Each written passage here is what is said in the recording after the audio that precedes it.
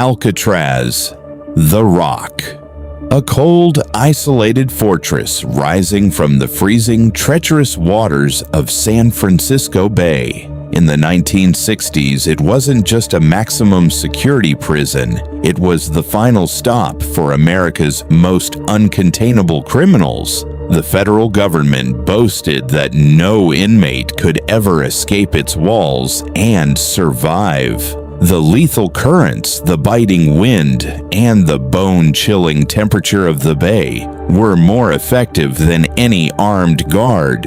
It was an intense psychological meat grinder designed to completely crush the human spirit from the moment you stepped onto the island. But in January 1960, a new inmate stepped onto the island, inmate number AZ-1441, Frank Morris. To the guards, he looked like just another career criminal with a long rap sheet. But behind his cold, calculating eyes was a mind of unparalleled brilliance. Morris possessed an IQ of 133, putting him in the top 2% of the population. He wasn't a brute force fighter who relied on violence. He was a master strategist, a man who looked at the most secure facility on Earth and saw a complex puzzle waiting to be solved. He immediately began analyzing every shift change, every structural weakness, and every blind spot.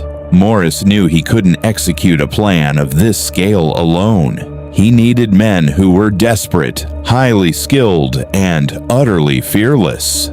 Enter John and Clarence Anglin, two brothers from a family of 13 children, notorious bank robbers who had spent their youth swimming in the raging, unpredictable waters of the Mississippi River. They were tough, incredibly resourceful, and possessed a unique expertise in structural escapes from lower security facilities. Along with fellow inmate Alan West, this four-man syndicate began to whisper in the dark during gym hours and meals, laying the groundwork for a conspiracy that would completely baffle the FBI for decades. Their target wasn't the main heavy doors or the heavily armed gun galleries. Morris had identified a fatal flaw in the very design of Alcatraz Cell House Block B. Directly behind their cells lay a narrow, completely unmonitored utility corridor, a 3-foot-wide chasm of ventilation shafts, old plumbing, and vertical air pipes leading straight to the roof. The only thing standing between them and that hidden corridor was an 8-inch wall of aging concrete around their ventilation grates. To break through, they would need tools they didn't have, a foolproof cover story, and a plan so meticulous that even the slightest mistake meant instant death.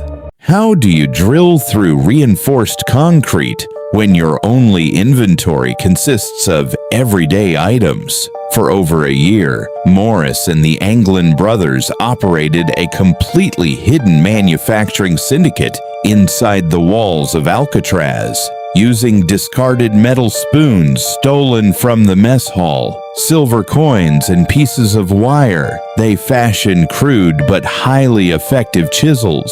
Every single day, during the prison's designated music hour, when the air was filled with the chaotic noise of stringed instruments and accordions, they went to work, chipping away at the concrete surrounding their ventilation grates. But progress was too slow for a mastermind. They needed serious power. Morris, using his technical genius, managed to steal a broken vacuum cleaner motor from the maintenance shop.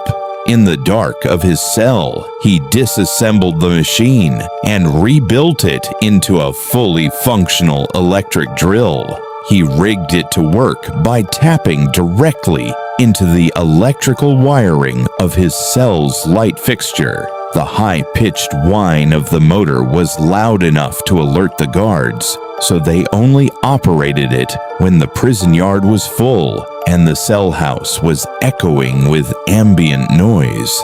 Inch by inch, the concrete walls crumbled to hide the gaping holes behind their sinks. They created dummy ventilation grates made from painted cardboard and soap.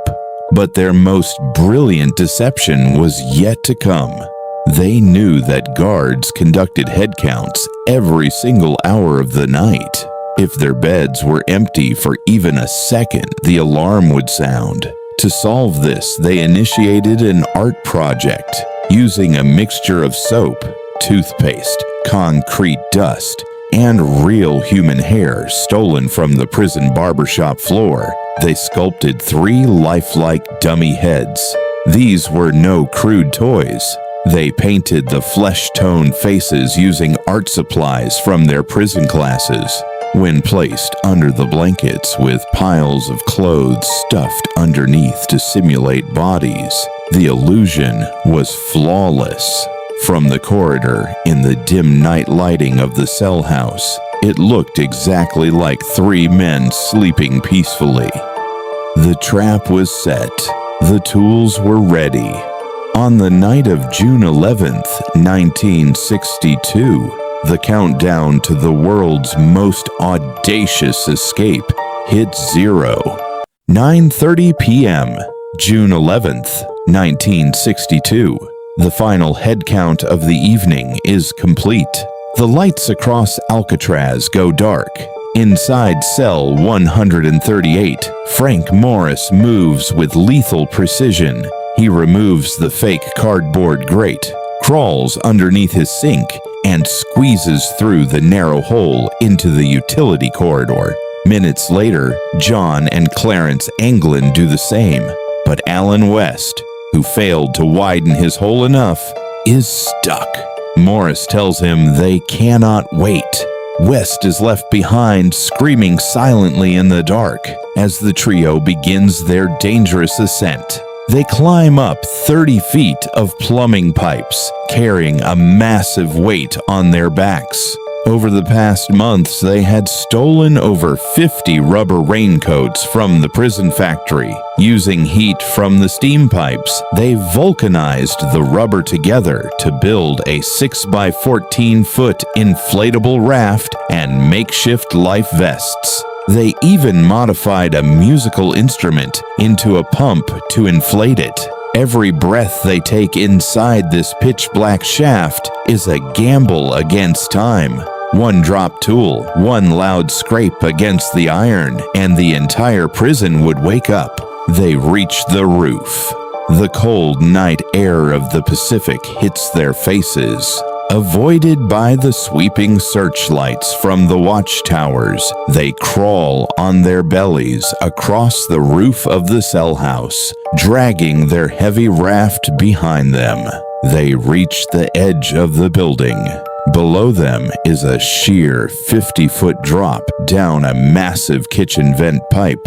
Using the external plumbing like a dangerous fire escape, they slide down into the pitch-black shadows of the prison yard, right past the guards' blind spots. They reach the northeastern shore of the island, a desolate, rocky beach completely hidden from the guard towers. Before them lies the San Francisco Bay, a vast expanse of black, churning water, moving at a deadly speed. The temperature of the water is a numbing 48 degrees Fahrenheit. Hypothermia will set in within 10 minutes. They unpack the raft. Using their modified concertina, they frantically pump air into the rubber structure. They slide the raft into the dark surf, step aboard, and paddle out into the deadly abyss. The dark waters of the San Francisco Bay swallowed the raft as it drifted further into the fog. Behind them, Alcatraz stood completely silent, but that silence was about to shatter. At 7:15 a.m. on June 12, 1962, the morning wake-up siren echoed through the cell house. Guards walked down the corridors for the routine morning count. A guard stopped at cell 138. He banged on the iron bars, shouting at Frank Morris to get out of bed. There was no movement.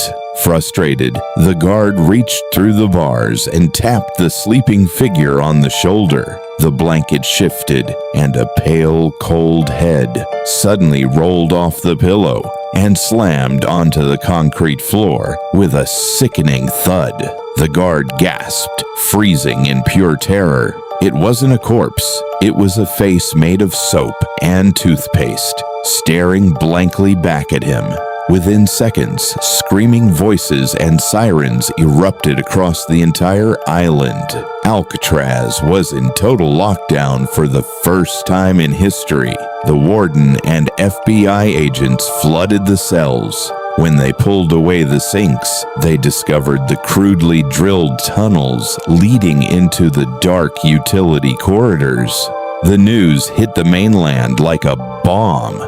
By noon, the Federal Bureau of Investigation launched the largest, most aggressive manhunt since the days of John Dillinger. Hundreds of military personnel, police boats, Coast Guard cutters, and helicopters swarm the waters of the bay, searching for any sign of life. But the ocean kept its secrets. The first clue was found near Angel Island, miles away from Alcatraz. A search party discovered a discarded homemade paddle, rough wooden edges floating quietly in the surf. Shortly after, a plastic wallet wrapped in rubber was pulled from the water, containing personal photographs and addresses belonging to the Anglin brothers. The world watched in absolute fascination.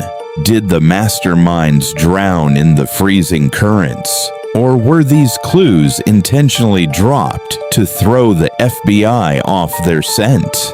The discovery of the Anglin brothers' personal photos floating in the bay was only the beginning of a dark, labyrinthine investigation. To crack the case, the FBI turned to their only living witness, Alan West, sitting in a cold, dimly lit interrogation room under the intense glare of federal agents. The inmate who had been left behind finally broke his silence. He detailed the entire blueprint of the syndicate. He explained the stolen vacuum motor, the dummy heads, and, most importantly, their destination. West claimed the plan was to swim to Angel Island, steal a car, burglarize a clothing store for civilian disguises, and then split up to vanish into the American mainland. Immediately, the manhunt shifted toward Marin County, just north of the bay. FBI files from that week reveal a chilling report. A dark green 1955 Chevrolet had been reported stolen in the area by 3 unknown men on the very morning of the escape. Was it Morris and the Anglins? The trail grew hot, but just as quickly, it dissolved into nothing. No trace of the vehicle was ever found, and no clothing stores reported break-ins. The federal government began to lean into a more comforting theory that the 3 convicts had drowned within minutes of hitting the water. Oceanographers were brought in to analyze the tides of June 11th. The data was brutal. At midnight, the bay's outbound currents through the Golden Gate were moving at a violent, unstoppable speed of 8 knots. The water temperature was low enough to cause muscle failure and severe hypothermia in less than 20 minutes. The FBI argued that no human could survive a swim in those conditions, especially in a fragile, homemade rubber raft. Case closed, they wanted to believe, but the mystery refused to die. Over the following months, haunting clues began to surface. A Norwegian freighter ship traveling miles outside the Golden Gate Bridge reported spotting a body floating in the ocean, dressed in blue denim trousers similar to the Alcatraz uniforms. Due to high waves, they couldn't recover it. even more shocking, the Anglin family began receiving strange, anonymous postcards with no return address. On Mother's Day, Clarence and John's mother received a beautiful bouquet of flowers delivered to her home, signed with a card that read simply, "To Mom, from the boys." The FBI tapped the phones and intercepted the mail, but the phantom senders always remained one step ahead. The masterminds had either pulled off the ultimate escape, or their ghosts were playing a cruel game with the authorities.